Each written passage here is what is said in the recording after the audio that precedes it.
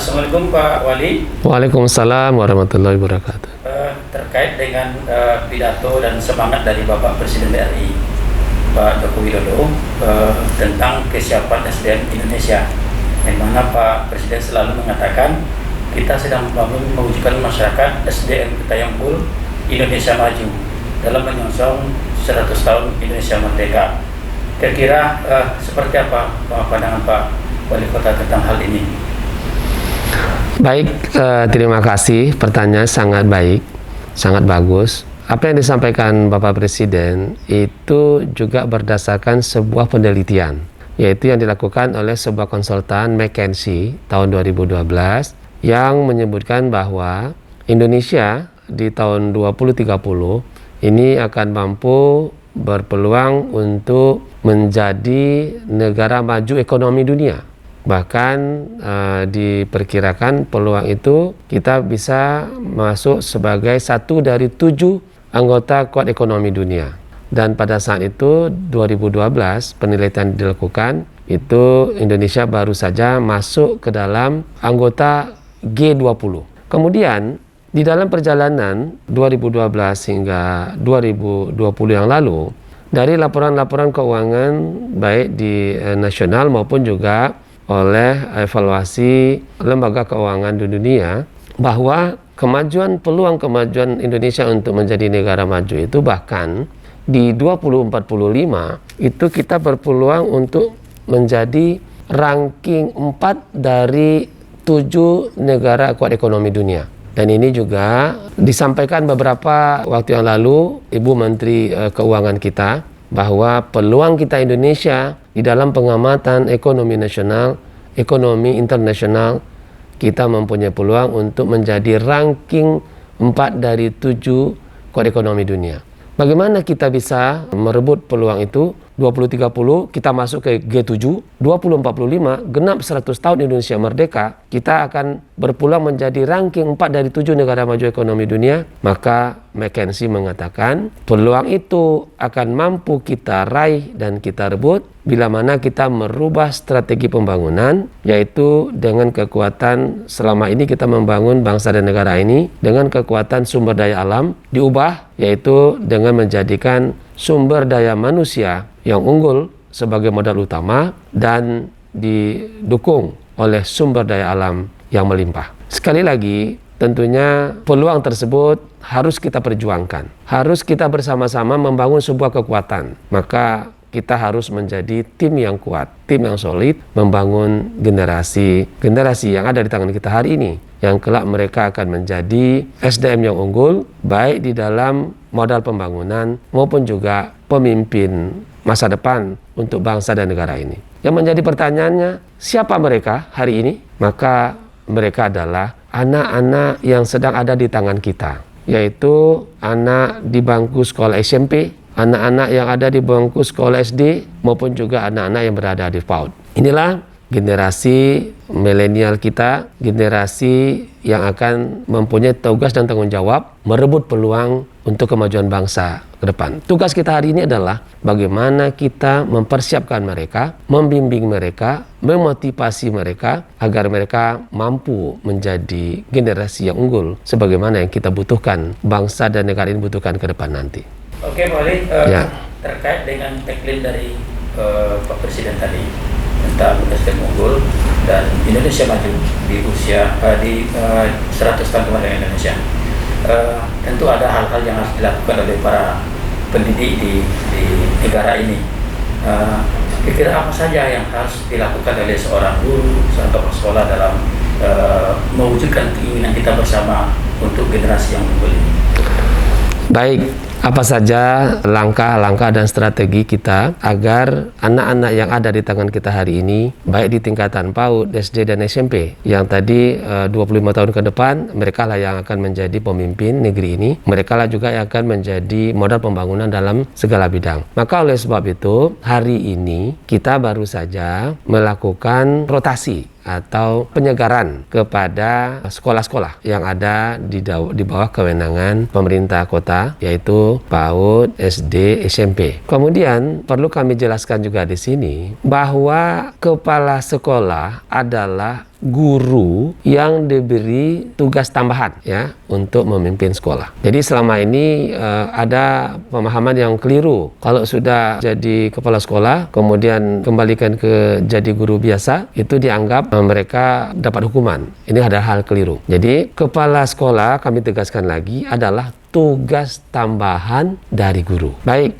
sebagai tugas tambahan bagi guru yang telah kita berikan amanah hari ini kepada kepala sekolah, baik di tingkat TK, SD maupun juga SMP. Tentunya bagaimana mereka harus bekerja dengan pedoman mereka hari ini mendapat tugas mulia untuk mempersiapkan pemimpin masa depan Indonesia, untuk mempersiapkan modal pembangunan bangsa yang kelak akan membawa negeri ini, bangsa ini menjadi negeri yang maju dan sejahtera. Tentunya kita harus paham itu, kita harus mengerti itu, dan tentunya kita harus berusaha, berikhtiar semaksimal mungkin agar mereka benar-benar mampu kita persiapkan dan kita dampingi untuk menjadi yang unggul tadi. Maka oleh sebab itu saya selalu berpesan bahwa seorang kepala sekolah yang tadi guru diberi tugas tambahan harus mempunyai kemampuan. Pertama, seorang pemimpin yang birokrat. Jadi sekali lagi, kepala sekolah mesti mempunyai kemampuan seorang pemimpin yang birokrat.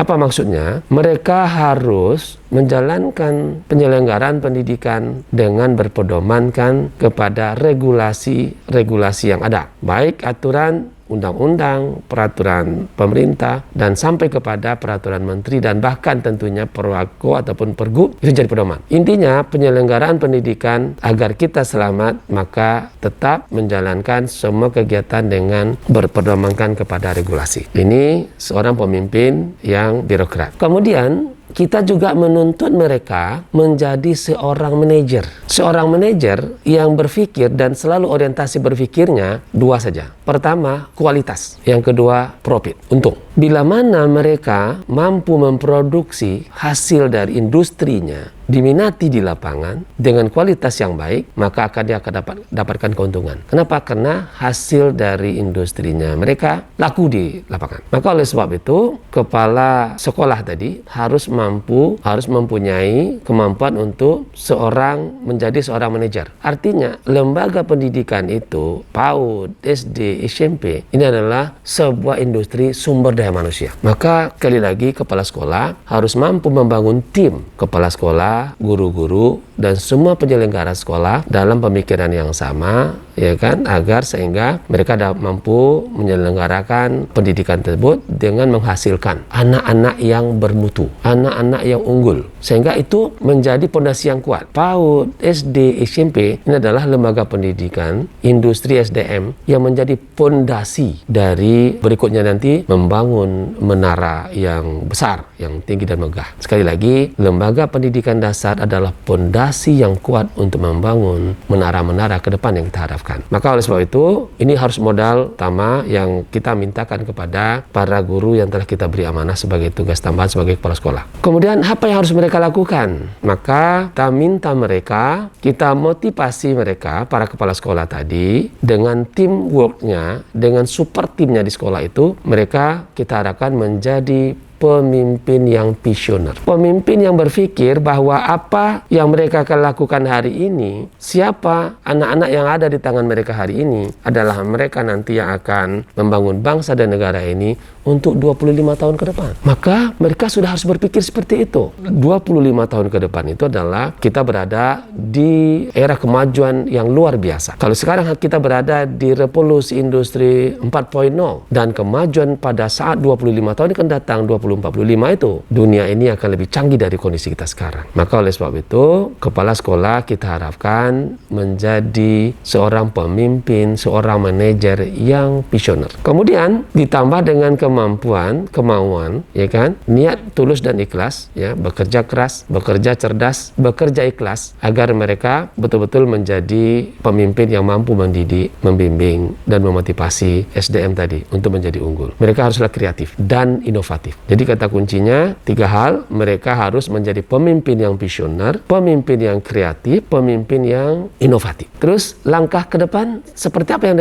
dilakukan? Inovasi yang seperti apa? Mulai saja dari diri mereka sendiri, lakukan perubahan-perubahan. terutama perubahan pola berpikir dan perilaku. Sekali lagi, revolusi mental itu sederhana saja. Rubah cara berpikir kita, mindset kita, dan diikuti dengan perilaku. Dimulai dari diri sendiri, dari hal-hal yang kecil, kemudian lakukan perubahan itu, inovasi itu di dalam kelas. Setelah dari diri pribadi, lakukan di dalam kelas, dan masing-masing guru juga melakukan perubahan-perubahan di dalam timnya tadi untuk mengajak anak-anaknya, membimbing anak-anaknya, anak didiknya untuk bisa menggali potensi diri mereka, sehingga mereka bisa menemukan bakat dan potensi mereka sendiri untuk bisa tumbuh dan berkembang menjadi manusia yang unggul. Jadi sekali lagi, guru haruslah melakukan inovasi, dimulai dari dirinya dan juga dimulai di dalam kelasnya, kepala sekolah dan guru. Kemudian yang kedua yang harus mereka lakukan, ubah mindset dan sekali lagi perilaku, bahwa selama ini lebih banyak dalam proses belajar mengajar itu satu arah. Lebih banyak dari guru ke murid. Murid pasif, guru saja yang aktif. Kadang-kadang sama-sama pasif. Ya kan, kalau disuruh mencatat, kan ingat waktu kita dulu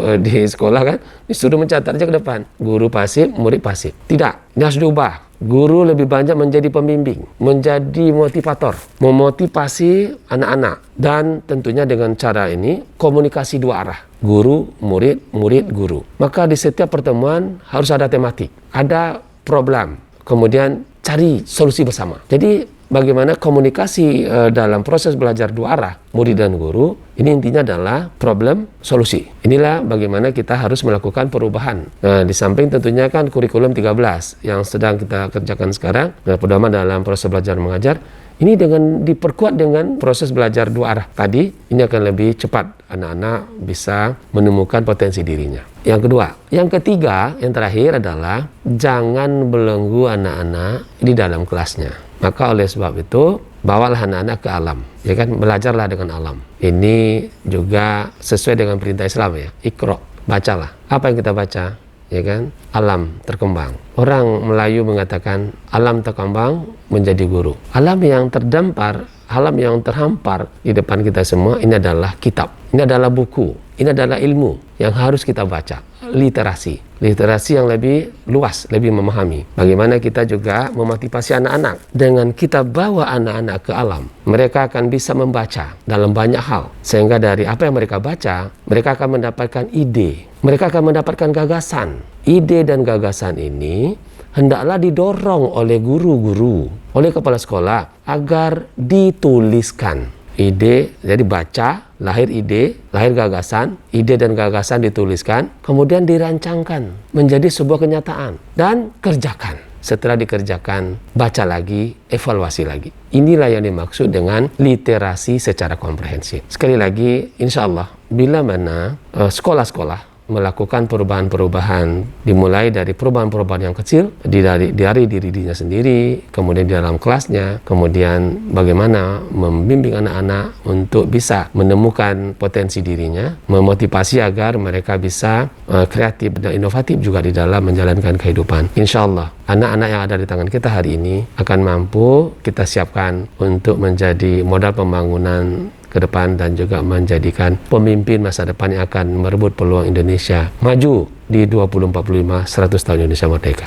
Dari apa yang kita perbincangkan tadi, ini yang sudah kami diskusikan dengan kepala dinas agar ada perubahan-perubahan yang harus kita lakukan, terutama tadi itu perubahan mindset, bahwa kepala sekolah itu bukanlah tugas struktural, sehingga kalau kembali ke guru biasa itu dianggap hukuman atau dianggap juga tidak berprestasi, itu keliru. Jadi kepala sekolah adalah tugas tambahan dari guru. Tugas pokok guru itu adalah mengajar. Kemudian harapan kita, itu yang saya sampaikan ke Pak Kadis, karena beliau juga dengan latar belakang seorang akademisi dari perguruan tinggi dan juga seorang peneliti yang sangat produktif. Pak Isbardi ini ya sangat produktif, saya tahu persis. Maka oleh sebab itu kita harapkan beliau bisa memimpin para kepala sekolah, para guru untuk menjadi pemimpin dan juga menjadi motivator dan juga menjadi fasilitator di dalam mengembangkan anak-anak agar mereka mampu menemukan dirinya, mampu menemukan potensi dirinya dan mengembangkan potensi dirinya sehingga mereka akan lahir menjadi anak-anak yang soleh dan solehah, berakhlakul karimah, yang sehat jasmani rohani, menguasai ilmu pengetahuan dan keterampilan, serta sekali lagi berakhlakul karimah dan cinta kepada bangsa dan negaranya, berbakti kepada orang tua dan agamanya. Inilah harapan kita untuk generasi muda yang ada di tangan kita hari ini. Semoga Allah ridho dengan apa yang telah kita rencanakan dan juga dengan apa yang akan kita kerjakan, yang telah dan akan kita kerjakan. Terima kasih, selamat berkarya. Semoga Bapak Ibu sekalian, kepala sekolah mampu menjadi pemimpin yang mempersiapkan pemimpin-pemimpin bangsa ini ke depan nanti untuk merebut peluang untuk Indonesia maju dan bahkan dalam ukuran ekonomi ranking 4 di 7 negara maju kuat ekonomi dunia. Semoga Allah ridha sekali lagi. Assalamualaikum warahmatullahi wabarakatuh.